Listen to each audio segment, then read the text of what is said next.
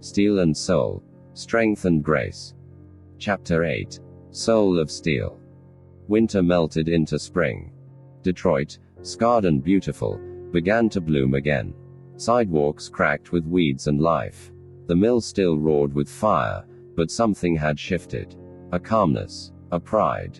Dante Cole walked the streets not as a fighter, but as a symbol. Ironheart. But in truth, he didn't feel like steel anymore. He felt like something softer. Not weak. Refined.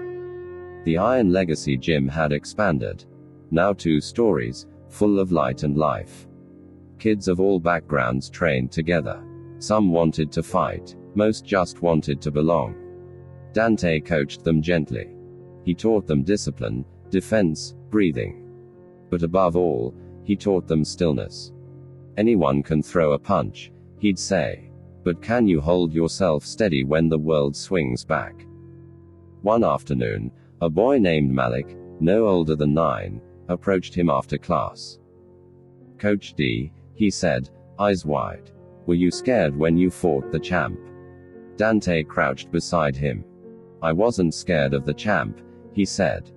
Malik frowned. "What were you scared of?" "Becoming someone I couldn't recognize." Malik blinked. "Did you?" Dante smiled. "No, I became someone I could finally respect." Maya, now a rising star in the classical world, returned often to the city. Her concerts were held in cathedrals, abandoned theaters, and open-air parks. She played for everyone, not just the elite. She and Dante often shared stages. Music and movement. Bow and glove. In one now famous event, Maya played while Dante sparred gently with a young fighter, moving in rhythm with the notes. The video went viral. They called it The Art of Iron. Eli's health began to decline.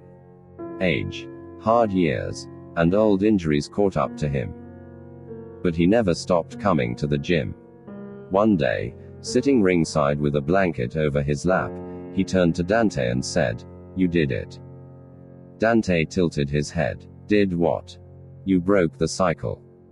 Dante returned to the old gym one final time. The one his father trained in. He unlocked the door with keys long rusted, stepped into the dust and darkness, and stood in the center of the ring. He closed his eyes. And imagined all the ghosts. His father, his past, his pain. He whispered, "I forgive you." Then he took the gloves his father once wore and left them on the stool. He never returned. Years later, a documentary premiered, Ironheart, The Man Who Didn't Fall. It featured interviews, old footage, and the story of a fighter who became a teacher, who turned trauma into triumph. Critics called it a symphony of struggle and grace. But the final scene was what stayed with viewers. Dante Cole, now gray at the temples, standing in a quiet gym, guiding a girl no older than Maya once was through her first punches. She was nervous.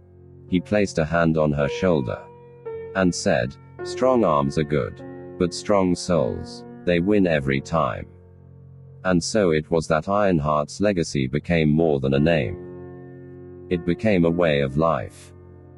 The end. Like, share and follow for more interesting stories like this.